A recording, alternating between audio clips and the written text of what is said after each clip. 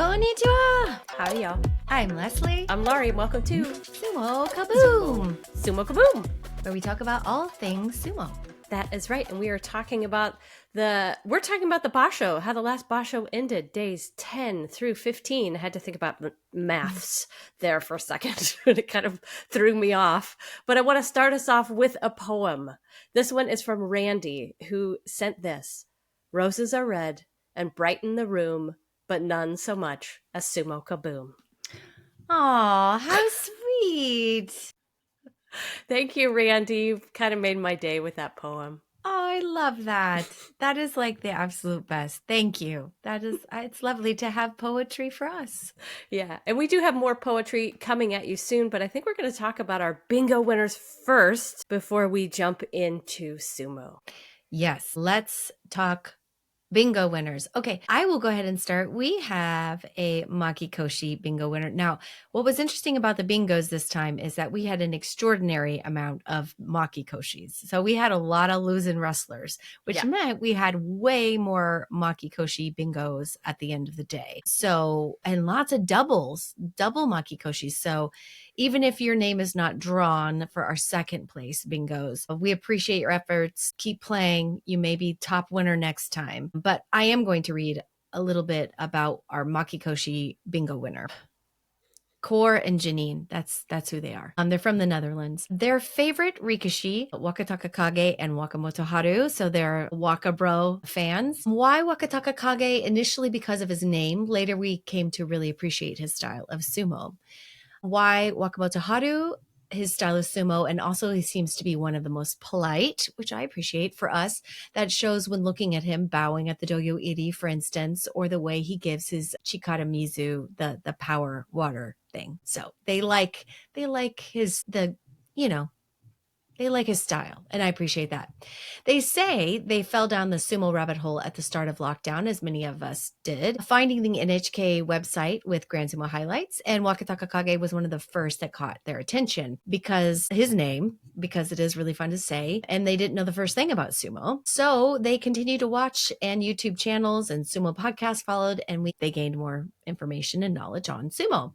So last year, they went to the September Basho in Tokyo, which is the one we were at. Did we not? Did we not meet them? Or did we meet them? I don't think we did not. so. Oh, that's too bad. We could have waved at each other. Maybe we were there on different days. Anyway, they were there and they saw Wakataka Kage beat Onosato, an absolute highlight for them. And it was too bad Wakataka Kage was not able to repeat that this Basho, but he was close enough. And the noise at the Kokogi-kan, it was loud. The broadcasts really do not convey that noise, and it is something they missed. A word of warning on the gachapon machines. You know, those little machines where we got all the little adorable things that are addictive. Like they say they are addictive. They have little wrestler barrettes and things you can get, but it's great fun exchanging the items that they got doubles with the other players, even without them being able to speak Japanese. So that was a really fun thing. Those machines, that they enjoyed. Yeah, weren't they 500 yen? Every time? I think there were 500 yen coins, which is essentially $3 through them. Yeah, they were $3 a turn. And I remember I was just oh my God, I could spend $50 at 3 at a time trying to get cool things from the gacha machines. People did. I saw people in there just coins. It was crazy. Anyway, they say they enjoyed this Basho a lot. Our only low light is that Inho is not getting Kachikoshi, and writing this on day 13, we hope that Wakataka Kage will end with a 12-3, and thus perhaps he will be able to return to Sekiwake. Less than 12 wins would be not sufficient for that, we think. And of course, we're keeping our fingers crossed for Kachikoshi for Wakamoto Haru, and well done to Hoshori for a solid Basho. We imagine the pressure on him is immense. Hopefully if Onosato becomes yokozuna, the focus may be a bit less on Hoshoryu and he will find his feet. Thank you for your podcast as the deep dives into aspects of sumo. For our newcomers, Tamakauchi are great. We think you may start preparing one on Kusano. This is so true. I am hot on the tail of Kusano and his badassery. We are looking forward to how he will do in the top divisions. And they love playing bingo. So congratulations to Janine and Cor for their beautiful Makikoshi win. And I believe that bingo came in on day 11. or It was 12? It May was early on. 21st. May Yeah. 21st, so 5 days ago, and today's the 26th. So Yeah. Okay, I'm going to tell you guys about the Kachikoshi winner. The Kachikoshi winner came in, it was a day or two later from our Makikoshi bingo winner. But the winner is Tom Childs, pew, pew, pew, pew, pew, who says a huge hello from Basildon? Basildon? Basildon. Sounds It's like Basildon. Essex. It's the UK. It's Essex. You Basildon. think Essex. Basildon? Basildon. Basildon. Because don't the Brits call basil Basil. basil? And Tom they call eggplants aubergines. Aubergine. Yeah. So wherever you are from, I don't know. sorry for the Texan accent of where you live, but very, very happy that you are a bingo winner. He says, I cannot believe it finally happened. Thank you so No, much. you have to so do the many British exclamation. accent. We are so happy that it finally happened. Thank you so much. Thank you so much. I can't believe it finally happened. That's right. I have been put a watching. lot of actuallys in there. Actually this, actually that, actually this. That's what it sounds like to me. But anyway, I'll shut up. I'm gonna I'll do the accent for just a sentence or two before I'll probably let it go. Because they will probably be in like Eliza Doolittle like world. It might, yeah. It might. I have been watching Grand Sumo since the September Basho in 2021, when a video of Day 1's Grand Sumo highlights randomly appeared on my social media. And I couldn't peel my eyes away from it. I immediately I think you're doing like a non-regional Cockney somewhere. This is my Swindon accent is what it is. Oh, that's Swindon. Okay. Yeah. Swindonese outside of London. I immediately started searching to find out more about how a tournament worked and set reminders on my phone to watch day 2. I was hooked immediately. And watched every day. Seeing Teranafuji. I don't know how you say wrestlers' names with an accent, though. That one's hard. Teranafuji. Teranafuji win his first Yokozuna Yusho. All right, I'm going to stop the terrible accent because now. I feel like we're not doing him justice for his win. Sorry, Tom. But we did have a good time doing really, really bad British accents. But you know what? Send in your accent requests and we will give it a good, solid try. And you can have a good, solid laugh at how bad we are at accents across the world. Okay, to give you a summary of what I just said, he's been watching sumo since 2021. He found himself at Grand Sumo highlights. Since then, he has not missed a Basho. And he also got his 11-year-old son, Harrison, into sumo too. Harrison's favorite is Wakataka Kage. But I think he just finds it fun to say. Well, yes, yeah. Whereas Tom is a fan of Kirishima. We are hoping to go to at least one day of the London tournament in the Royal Albert Hall in October. Oh my God, lucky you, Tom. Which is only about an hour away from us. And one day we want to go out to Japan and experience sumo in the Kokuki-kan. We both look forward to marking off the rikishi from our bingo card every basho and seeing how close we get. We had never got a bingo in all of our attempts until the March tourney this year when we got a Kachikoshi line on day 13. But we're just pipped at the post. Wow. What a saying that is. Post. Yeah, we were pipped at the post. What does pipped at the post mean? It must mean they just lost out. They just came in second or third, right at the end. I might have to use that. Pipped at the post. Yeah, we were, however, so pleased. We were so pleased with how well we did. And we're too busy thinking about how much fun we had to feel even slightly disappointed. We were just looking forward to the next one. And who knew we would win it? Tom, I think there's something in the water there because you have the bingo juice working in your favor.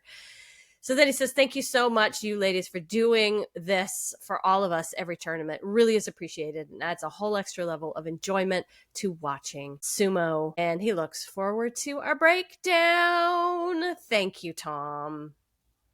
Congrats. Yes, congratulations on your fantastic bingo. And his was the only Kachikoshi bingo that came in like a full 24 hours before any other Kachikoshi bingo. So it was a solid sumo bingo win. Like, there was no question. No one else got pipped at the post behind him. He was like full on running through the tape all by himself. Poetry? Should we go to poetry? Yes, please. All right. I've got one from Matt. Okay, this one's from Matt.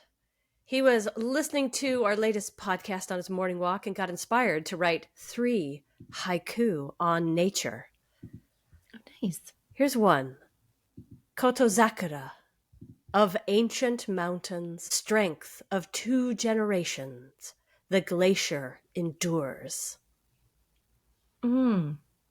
Lovely. Yeah, lovely. Very I like nice. how our voices get low. Very well. I do have a head cold, so some of that's just naturally my cold. Aonishiki, raw and hot and sweet. The west wind blows a new scent, stronger every day. And the final haiku, Hoshoryu. A cyclone pauses, the calm eye of the whirlwind. Destruction follows. Nice. That should be the theme for day 15. Destruction follows. Yes. Or destruction follows. Thank you, Matt, for those haikus. They were wonderful. Okay, let's read a little sumo poetry from Keith. Here we go. This is a short Japanese natural poem. Makikoshi gents, bare cheeks alone won't help you. Schadenfreude bingo. I don't actually know what that means, but I know that it means something like funny and like a little out there and like a little avant-garde, and like I appreciate it because it's a little cheeky, a little literally mentions cheeks. Bare cheeks alone won't help you. Schadenfreude bingo. So that was that one. Do we have another? I guess that's it. There's not much news other than I can say I think maybe now that Kusano won his second in a row Churio tournament. So we're going to be seeing him. He is very exciting. He is just going to be really exciting. So we'll get to see him up in Makuuchi next time around. Also, the oldest Rikishi who has been competing finally retired. He was 48 and he wrestled for Shikihide stable. And I went kind of a little bit down the rabbit hole of this guy because I kind of loved him in a way. He changed to Shikona a couple times, but one of the times he changed to Shikona, he was like a really big fan of like an enka singer, and so he changed to Shikona to basically I think her name. And he went to his oyakata and asked. I mean, this is the same as like if I was wrestling, and then I was like, I want to change my name to Shakira, or Beyonce. And his coach could have said like, no, that's ridiculous. That's not even like a fighting Shikona name. But his oyakata was like, you know what? Yeah, because that shows just what a fan you are. And I got to honor that. So for a couple of years in there, his name was inspired by like his singer fan that he was like number one fan of. Yeah. What's his name again? His name he was a fan of Sugunaga Momoko. So he went by Momochi, I think was his nickname. And he changed his Shikona to Momochi Sakura. Yeah. But it his would name be like is Sugunaga is basically. Okay. If you went by Shakira Chi. Right. Or Beyond Chi. Exactly. Okay. Beyond Chi. All right. Yeah, but he was well loved in his stable, and everybody took pictures, and they gave him like a bouquet of flowers on the last day, and the whole stable standing around him. He's 48 years old. Like, come on. And he's been down in like the lower, he had more losses than wins, but like behind the scenes, he was like a major staple. Like he's been in that stable for like literally 30 years. Well, you know who else retired? Who? The old bow twirler. Our ex-bow twirler is now retired. Yeah. They had his haircutting ceremony. And I bet it was like a little teeny tiny. I thought it was great. There was a picture of Terunofuji there, and I thought, oh, that's really nice. That's really nice that he goes to that. And yeah. Yeah, it's great. So congratulations to all these wrestlers. I know they're listening, but in your next I'm chapter, go yeah. just do it all up. I hope I'm you. I'm gonna hope that the bow twirler guy goes to work at the airport and does semaphore like with the flags and the stuff for incoming planes so that he can keep using those same skills of twirling things. Wait, the flight plan? The flight? The people who stand next to the plane and they're like, Yes. go this way, go that way Yes. with a Boy, semaphore. that would be amazing. Because he has some mad bow twirling skills that he could use on an air I don't know, way. I don't know what you call those things. Yeah, I'm with you. All right, shall we do some breaking down of the tournament from days Yes. 10 to 15? Yes. All right, let me talk to you about day 10. Day 10, Wakataka Kage versus Ionishiki. I know I'm just jumping straight into the fire, but I just want to talk a lot about Ionishiki this time around because he's just still amazing me. But this was a big match because this is up against his idol, and his idol is Wakataka Kage. And we all know that that would be amazing to be able to go up against your idol. And he brought his A game from the get-go. Both men were very powerful. They were doing really great sumo. Ionishiki hung in there pretty well for the first time going up against him. They both had huge starts, huge pushes, huge tachi thrusts. Ionishiki was low, as he always is, but Waka got in there and like quickly got that right inside grip, and then just sort of Waka Takakage lifted up on Ionishiki's shoulder brilliantly and then wiggled his little arm deeper into an under shoulder hold. It was a Katasukashi. He backed up, and as Murray said it, I'm literally like just saying what Murray said, but he arced his way to the Tawada's edge and then swung Ionishiki down with the under shoulder swing down. It was beautiful Katsukasi at the edge, beautiful sumo, beautiful quick thinking from Wakataka Kage, but major credit to Ionishiki. I was glad he kind of lost because it's like his idol. I mean, you could be good either way, but I still think he may not have won, but he won in our hearts because of the effort that he put out to just go head to head with his idol and somebody who's far more seasoned than he is. So I love that match. Honestly, it would have been strange if Anishiki had won that. It would have been Yeah. very weird. Yeah. That's kind of how I feel about it. It was like Wakataka Kage should win that for Yeah. now. Onosato beat Ichi Yamamoto with a shove and a chase game to the edge and out. So that was 10 straight wins in a row for Onosato. Pretty impressive. Ichi did get a solid heave ho toss off the doyo, which I was like, oof, hurt. It was going to be a butt bruise for Ichi Yamamoto. And I think after day 15, we may mention it, may not mention it, but like Ichi Yamamoto got he got pretty beat up this tournament. And that makes my heart hurt a little because I love him so much. But Onosato, good square win there. Another sound beating was Daisho versus Hakuoho with his complete pummeling, complete A game. It was an epic tachi from both of these guys, which would be expected. That would send anyone into a concussion. From Daisho, especially. Daisho just did his A game and pushed and thrust Hakuoho back into the edge and out very definitively. And I said, okay, Daisho does want this Ozeki promotion. Like he loses, he wins, he loses, he wins. But that was like, no, I want to get my Ozeki promotion. And if anyone is listening, you'll remember us saying last week that Hakuoho was holding his arm. It appeared as though Hakuoho really damaged his shoulder or his bicep or something like that. And although he had gotten his Kachikoshi, this was the win where I was like, okay, that was that was a dominant win, but that might have been a little too easy. And I really think Hakuoho is injured. Yeah. Well, we'll find out soon because they'll mention it. Probably surgery or whatever else, or what kind of injury it is.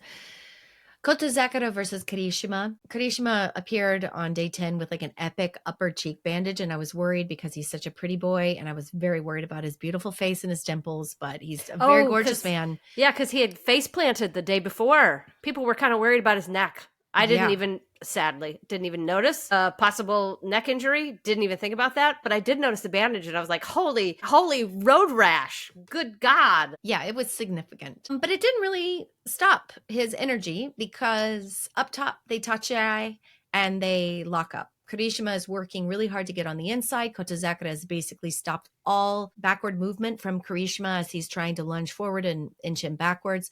It's not working. Kotozakura put a stop to that.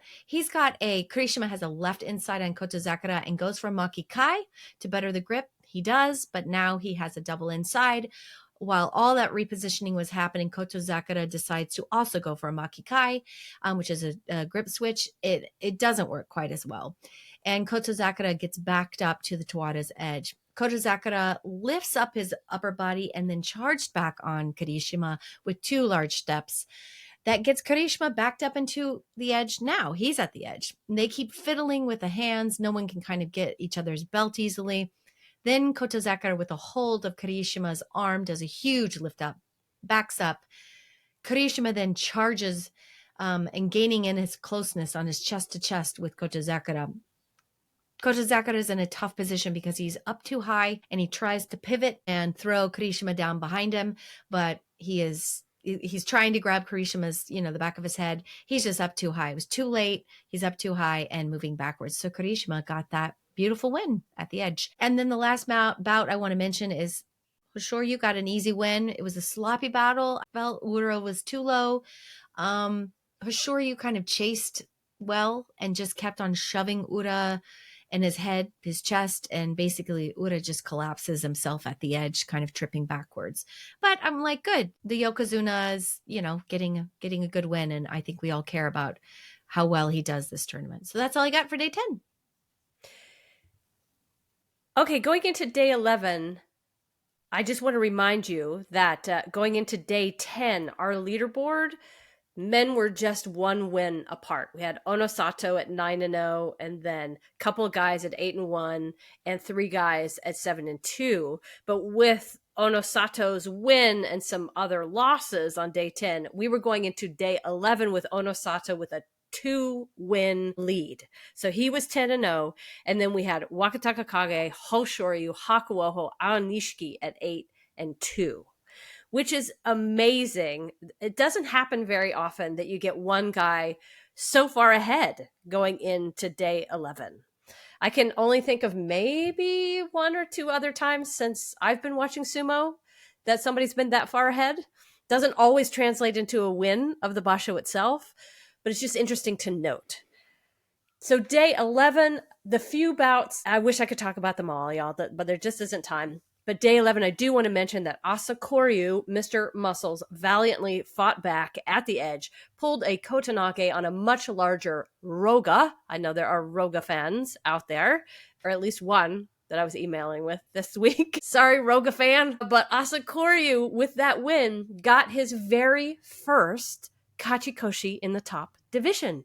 It took him 3 visits up here in Makuuchi to get a Kachikoshi, but fella, the weightlifting is paying off.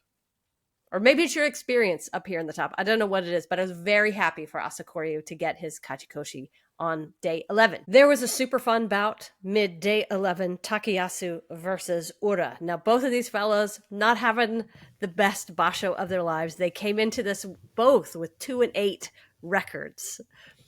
However, when the sumo is good, the sumo is worth mentioning. Numbers be damned. And this one did not disappoint. Takayasu pushed and battered Ura all around the ring because, he's got the size on Ura until somehow Ura got his head caught underneath Takayasu's armpit in this very awkward looking way. And if it was anybody else, you would think, oh my God, there's no way. There's no way they can do anything from this position. But it took a little pause, a little breath. Then Ura bent his knees low, did a back bend, and it sort of jettisoned himself backward, which threw Takayasu to the ground. It is a wild looking wrestling move called an underarm backward body drop. And we have to just talk about it every time it happens because there's so few people who do that move. And it is wild looking. It just is nuts. Do you know how to say it, Leslie? Tsutaizori? I don't know how to actually say it. Yeah. Tsutaizori. I don't know. I'd have to look at it in front of me, but yeah. It's one where they rattle it off their tongue and they're fine. And I'm like, Tsutaizori. No, the answer is no. I don't know Okay. how to say it. Well, it was a beautiful Uro win. I worried that he might have hurt his jaw or his neck doing it because he was like massaging it and moving it around a little bit. I can't even imagine the kind of neck strength it would take to push a 400-pound man over and backwards with your head. But he does it. So that one was one of my favorite fights on day 11. Also, Aonishiki versus Kotozakura, because they're putting Aonishiki with this amazing record that he has against higher and higher opponents. Okay, so he struggled against Wakataka Kage. So here was another Sanyaku level person that he's meeting. This time it's an Ozeki. And Aonishiki, huge size difference between these two men, Kotozakura and Aonishiki. But Aonishiki pull. And one thing I also want to mention, like, sometimes you just don't realize there's that much of a size difference until you see two men like that going at each other. And you realize, God, the guys at the top really are. They have to be big to stay at the top. And Kotozakura is just huge. Anyway, Aonishiki pushed from underneath. He pushed Kotozakura up and back, but Kotozakura grabbed Aonishiki's arm and simply gave him no choice but to go down to the ground. Difference worked in Kotozakura's advantage, took Kotozakura to 7-4. So it showed that, yeah, Aonishiki is really good, but as soon as you come up to the Sanyaku level, this is a whole different ball game. This is going to take different skills, and it's something to work towards. So it seems right, kind of unfortunate, but right.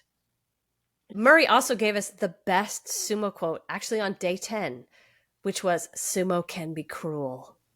And I thought, that is so true. That's it how I really feel about can be cruel. Asanoyama or Enho, but Asanoyama especially, just what he's been through. But oh well.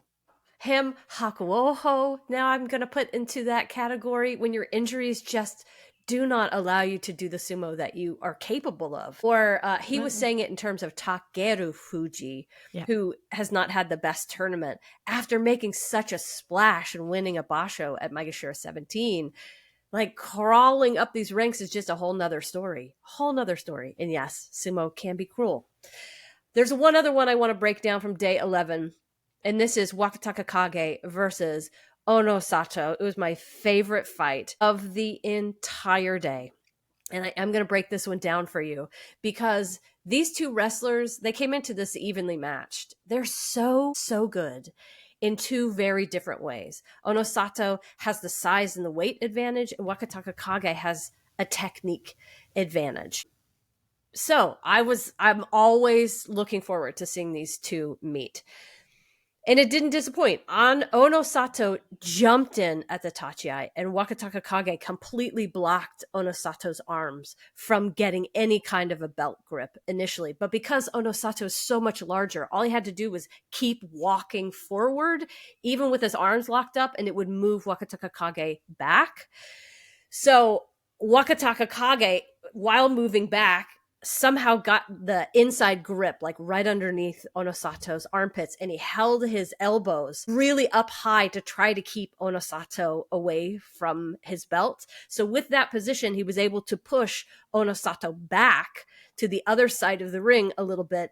But then with a kind of a swivel, Onosato was able to reach over those high elbows, grab Wakataka Kage's belt from behind. Wakataka Kage spun in answer and looked to make a throw right at the edge. He looked to have the advantage, like he was lower and looked like he would have the movement to do it. But Onosato, just with his size, leaned into Wakataka Kage at just the right angle and basically crushed him down off the doyo and into the crowd. His sheer size really winning the day in that bout. It was an incredible bout. And if you're going to watch one from day 11, make sure it is that one. Onosato, with that win, went 11-0. So still in the lead.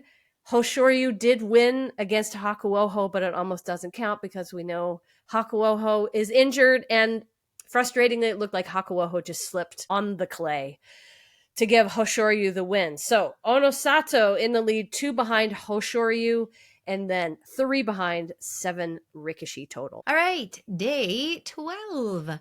Butterball had a nice Hatake Komi win on Takano Show. That is Kaio. So he's 6-6. And I was really kind of worried in the very beginning that like this kid was just going to get completely creamed up in the top division. And I never want that for anybody who's making their debut. So I was happy that Butterball got a win.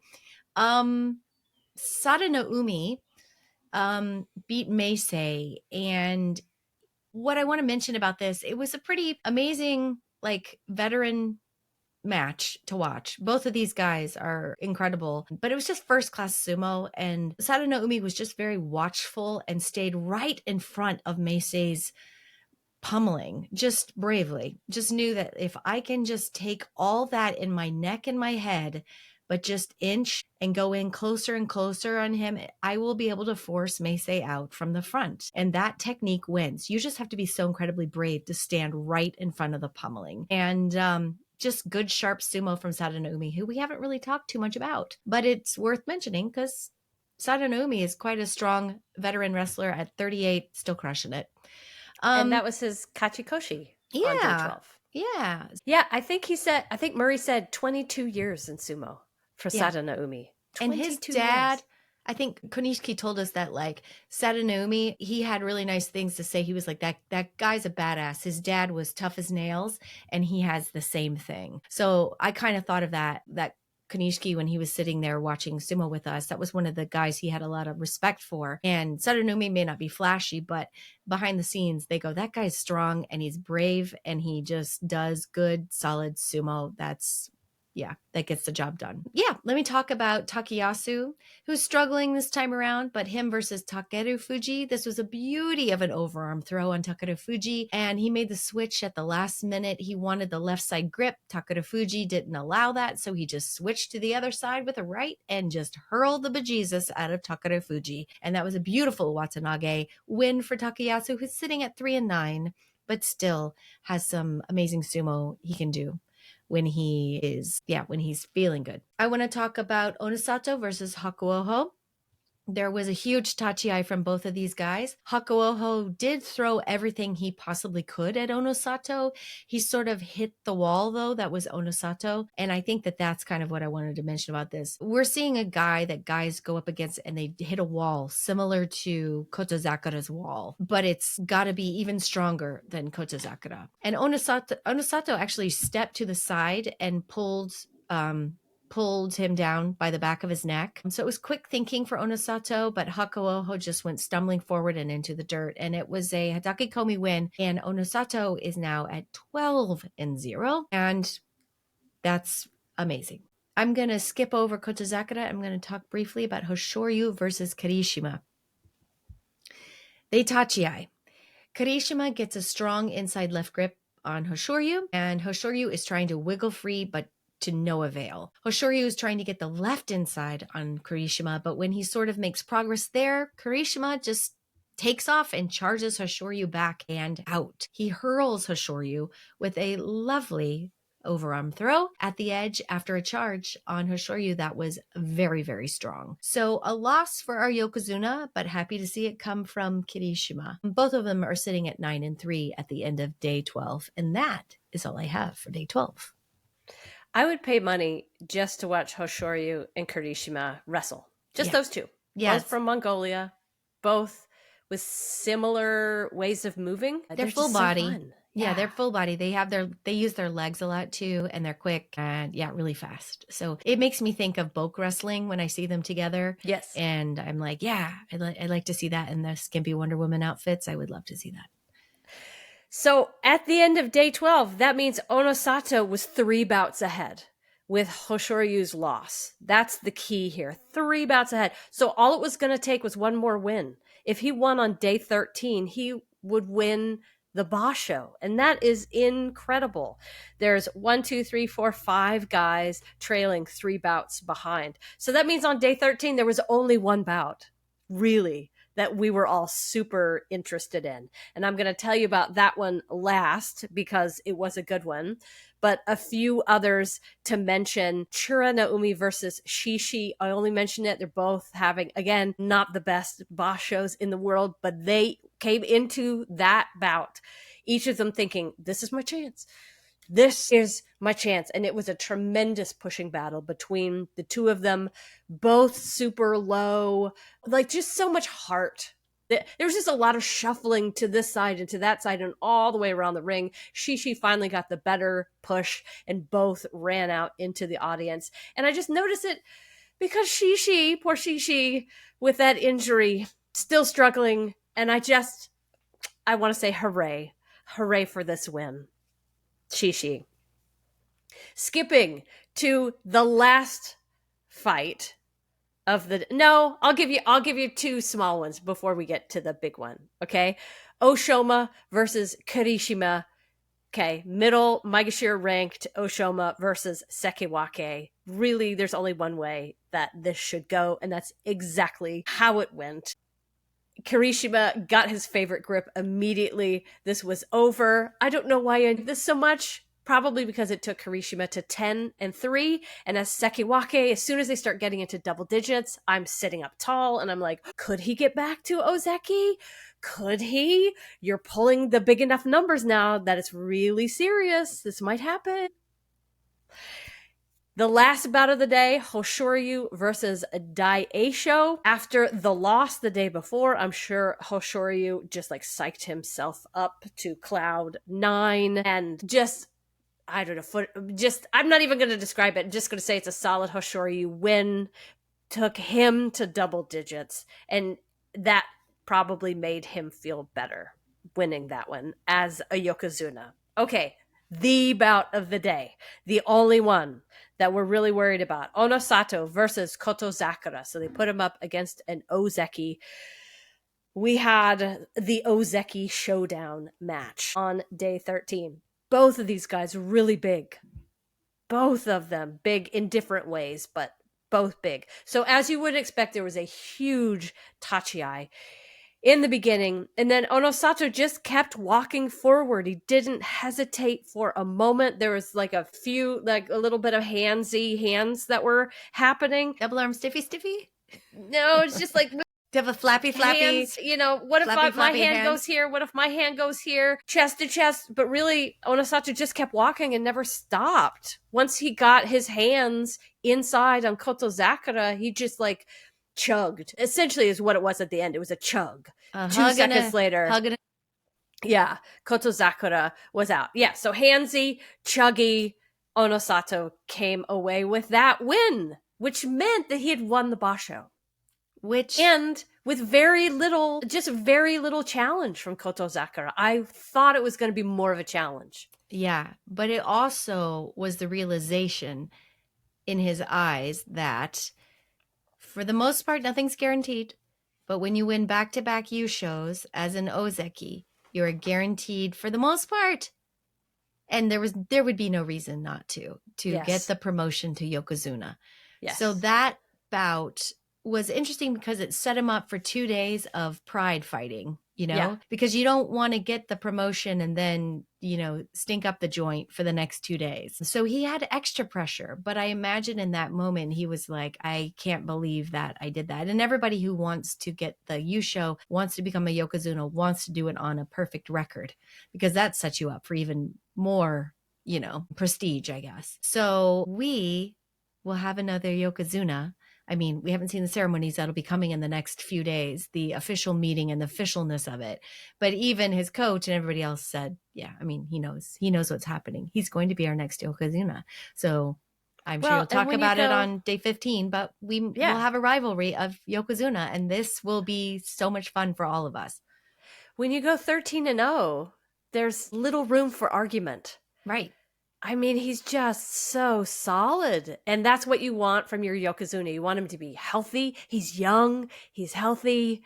Yeah. He's looks like 24. Unbeatable. Yeah. And, we do his breakdowns, but I find myself I don't talk all that much about him because his bouts are pretty straightforward and like great simple sumo. So it's not as exciting necessarily to break down because it's just so straightforward and he gets the job done. So that was day 13, pretty huge day. And then that brings us to day 14. Question. Were day 14 and 15 a bit of a letdown and harder to watch because we Oh, already had a winner? um, you know what? For me, it was weird because I've been trying to watch these on my lunch breaks. So my schedule, all that to say is like my schedule allowed it to just be very bonkers how I watched it. I was more worried that like he would shit the bed for the last 2 days, but I knew however it was going to come out. I was thankful he was going to be yokozuna. So that's how I felt. Yeah. It was a little less exciting for me, but I wanted to see if he could go 15-0. Yeah. Yeah. Honestly. Yeah.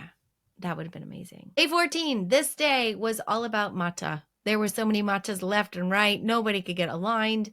But let's talk about the first match of the day I want to talk about. That's Ionishiki versus Atami Fuji. Wowzers. The story of a much smaller guy with good footwork owning much of the larger man with much more reach and substance physically. Ionishiki stayed control and low in his steady stance and got on the inside post tachiai. And he has a somewhat firm right inside, left outside grip on Atami Fuji, who is trying to use his weight to inch back on Ionishiki and lift him upwards to no avail because Atami Fuji is laying all of his body weight on Ionishiki at the edge. Ionishiki then he pivots and lifts up his leg, and that unsteadies Atami Fuji, and it sends him off balance and reeling backwards and around the doyo, trying to skirt the edge and escape. But Ionishiki just leans into him as he's at the edge and kind of tackles him and finishes him off. I think it was a Yori Kiri, and it was beautiful. Beautiful. He's sitting at 10-4, and that was a great one. Tamawashi versus Ura was so fun. Up top, Ura just tries to be low and inside, but Tamawashi is like, no way, and shoves on Ura's chin so hard that he's forced into a backbend, which always blows my mind. It's just, his flexibility is so amazing. But Ura just stays in close and still like in that awkward position. Ura gets some distance then. After that, both men are kind of wondering what to do, what to expect from the other. Ura reaches and pulls, and Tamawashi goes actually tumbling forward. Ura sneaks around to the back of him to finish him off, but Tamawashi, he actually turned around really quickly and steadied himself and got centered. It was kind of like, whoa, that doesn't very often happen. Somebody can turn around and be like steady on, but he was. Both are at a kind of standstill again, watching each other with some distance, waiting for the other to move. The crowd is going crazy. They love it. They love the excitement of this big, strong guy and Ura, who's squirrely and he's all around. And that's when Ura decides to make his move to go low and reach for Tamawashi's leg, which we've seen this move happen a bunch before. Ura's so low, he just goes in and tries a Nashitori. Tamawashi shoos him away, but then Ura just charges in low and tackles Tamawashi, and that is all she wrote. As Hiro says it, Ura won, and he's sitting at 4-10. He fought hard for that one, but it was real fun and real exciting. I love that one. And we got a nice Hiro quote during that match. What did he say? Ura got all up in Tamawashi's kitchen. Oh, yeah, he said kitchen. Like he's been playing pickleball a lot lately. It's pretty funny. And I was like, we're starting to see him mention the kitchen a lot. I'm going to jump to the other match of the day I want to talk about. Two more. Onosato versus Daisho. This was a big tachiai, as you'd expect from Daisho, that has actually Onosato stumbling backwards. Daisho goes in for a huge thrust, super quick. His A-game plan pretty much, and everyone is nervous for Onosato because it looks like it's kind of working. But then Onosato hops backwards and allows Daisho to try to lunge forward at him at the edge. And then Onosato just inches his way back towards the center of the doyo, and then like with an arc, and then from there just does a thrusting series and sends Daisho now into the dirt. It was an Oshidashi win for Onosato, who is 14-0. So that's great. His best start ever. Undeniable. The kid is undeniable. He's really good. Hoshoryu versus Koto Zakura. Koto Zakura is very heavy for Hoshoryu at the tachiai. Hoshoryu can't move him backwards, but he tries to get inside on the right, and he wiggles his arm in there, and Koto Zakura is upright. and has actually a deep grip on Hoshoryu's belt now. But Hoshoryu is rushing forward, so any idea Kotozakura has of throwing is now kind of gone because Kotozakura is being rushed backwards and he's up too high and he can't really throw well from that position. Kotozakura does a huge upper body shift left and right and pivots to the center of the doyo. Hoshoryu and he are now chest to chest, and Kotozakura is on the center and is trying to gobori yotsu, which is the belly bump on Hoshoryu. But he is still up too high to like do that well. And he backs up Hoshoryu to the edge, but then Hoshoryu sets up for a throw on Kotozakura. Kotozakura senses that, repositions himself, but then he finds himself in the same sort of edge position and tries then to throw on Hoshoryu, a kotonage. But Hoshoryu knows that it won't work if he leans, and so that's what he does. He leans and got a left inside grip, buries his head in Kotozakura's chest, and charges. And Kotozakura steps out. And then the win goes to Hoshoryu. It was a yorikiri. He's sitting at 11-3. And, you know, Kotozakura has an 8-6. Not wonderful for a nozeki, but at least it's not kadoban, so that's fine. So that's what I got for day 14. Okay, day 15. I really went into day 15 just being like, just take me to the last bout. Just take me to the last bout. I just want to see the yokozuna showdown. And you can totally do that because that's all I really cared about too, is the pairing of these two was so intentional. They were like, well, if you got the yokozuna promotion, we might as well put you up against the other yokozuna. And This is just for ego, pride, and everything else. This has nothing to do about the win. This is about the rivalry they're setting up for all of us. Yes. However, there were lots of other really wonderful sumo matches before we got there because there's special prizes to give away. Yes. And we've got some fun special prize winners this time. I'm going to mention Aonishiki met Sadana Umi, both 10-4 records on day 15. Now, Sadana Umi had already gotten a Fighting Spirit Award. They were already like, you know what? You're 38. You're doing well. We're going to give you a Fighting Spirit. But Aonishiki, they were like, we're going to give you a Fighting Spirit Award, but only if you can beat the other Fighting Spirit Award winner. So they met. It was another great fight. And Aonishiki had to work for it, but he got a beautiful underarm throw once he got the belt of Sadana Umi. And so Aonishiki got, in his second Basho in the top division, got his second Fighting Spirit Award. That is incredible. Mm-hmm. Incredible. We also got a really wonderful interview with Aonishiki, and we learned yet again that he likes very short declarative sentences. He's a bit like Wakataka Kage in an interview. Just going to tell you how I did and that I will continue to do well. Done. No emotion on the face. No, I would give best interview to Wakataka Kage. Would you? No, I would give him worst, but Ichi Yamamoto would be most popular. Best. If I was doing Always. class superlatives and what they call it, I would give Ichi Yamamoto class favorite, and then most likely to succeed, probably Wakataka Kage or Aonishiki. Well, we also got an interview with Sadana Umi, and we don't get those very often. It's always nice to see, but he had to answer the question of what makes you perform so well, even at the age of 38. Your elderly age of 38. I feel bad. How when do they get you do questions so like well that. being so old at Yes. 38? I guess we'll all never really know being so old at 38. One of my other favorite fights on day 15, Wakataka Kage versus Tobizaru. It was a solid Wakataka Kage win. The sumo isn't even worth breaking down, but it's worth mentioning because Wakataka Kage, that was his 12th win. And he is Komosubi. That is his 6th technique prize. Yes. Overall. So it is incredible. Of course, in the interview, they were like, oh, how did you do it? And he was like, I moved from bottom to front. End of story. Wonderful interview. I just hope behind closed doors, he's like maybe just like secretly romantic or with his wife. I hope he's not a man of. I really hope. Yeah, I hope he's a chatty Cathy behind closed doors. I really do. But I'm mentioning it only because our other sekewakes have winning records. Yeah.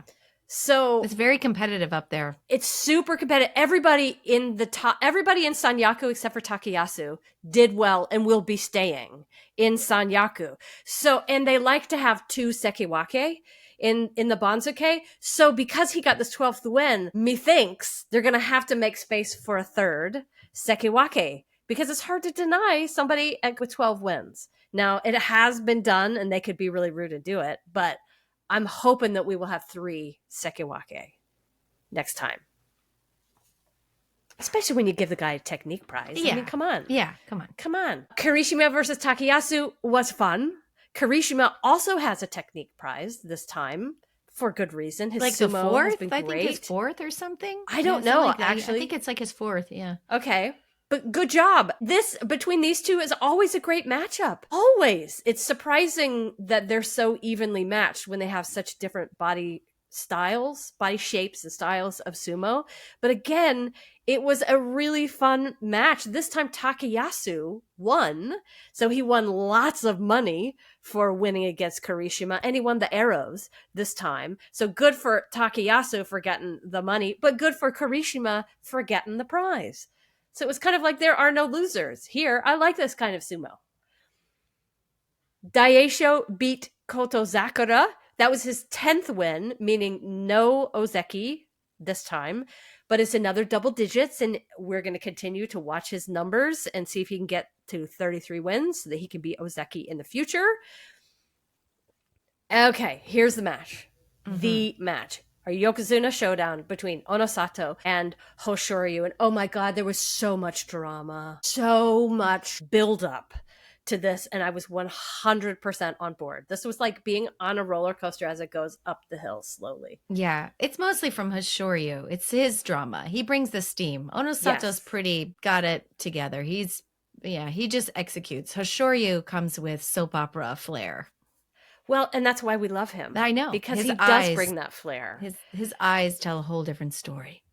Well, nobody hankered. Nobody jumped aside. These two Yokozunas were like, okay. Well, one to-be Yokozuna and one Yokozuna said, okay, here we go. After all the eyes at each other. As you would expect, they came like running at each other, met in the center with one huge tachi-eye. Hoshoryu got a grip on the belt immediately. And as Onosato still moved forward because he's much bigger, he moved forward, just kept walking into Hoshoryu, moving Hoshoryu back. Hoshoryu jumped back. He lowered his hips beautifully, put a tiny bit of space between them, planted, and threw the most gorgeous Uwata Hineri throw on a much larger Onosato.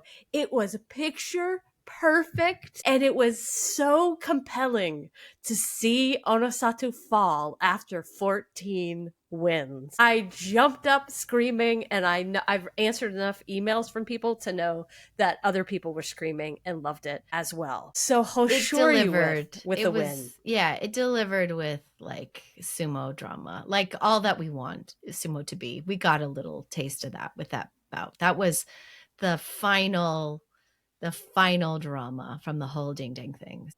Yeah, it was nice to see some chinks in the armor, some chinks in the Onosato armor, and you could see on his face that he did not like it, and he was embarrassed somewhat to have to go accept the trophy after losing, because in his interview he was talking about how he didn't do well, but there's always room for improvement. A whole different feeling than it would have been with a 15-0 Basho. Yeah. Well, and that would be natural.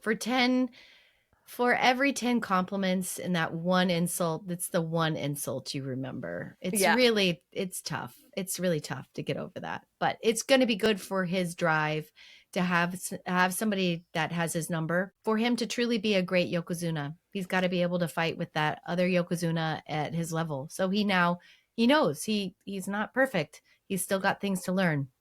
And if he had won it, it might have been a rude awakening if he has a really tough initial Basho like Hoshoryu did, so yeah, maybe it'll prepare him for that first Basho as a Yokozuna, which should be coming shortly, because after all of that, we have a yokozuna promotion and all the ceremony that's going to be happening this next week or the week after. I'm not sure. We'll see it at the Meiji Shrine, but we are going to have yokozuna onosato, and I don't believe that there's ever been another onosato. So this is the 75th yokozuna, and I'm very excited about it. He looks Is he number 75? 75. Yeah, I think so. Wow, what a nice even number for that kid. Yeah, he's pretty Nice. even.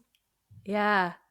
I look forward to this rivalry for years between these two guys. Yeah. And I want I him feel to like- stay healthy, and I'm looking forward to it. I feel like there's been so much like shuffling happening in the last couple years, but I feel like we have finally arrived in a new sumo era. The Hakuho vacuum. Yeah. And we're finally at a place that we could call like a different era. And we've got nice, solid guys right now at Sekiwake and Ozeki. It just feels real good. Yeah. Agree. All right, that's it for this week. Yeah. We'll see y'all in the future for more news and who knows what about sumo. We have some exciting things in the works that we hope we can bring together for you. So just keep in touch. Let us know what's happening. Keep watching the sumo. See you later. Bye.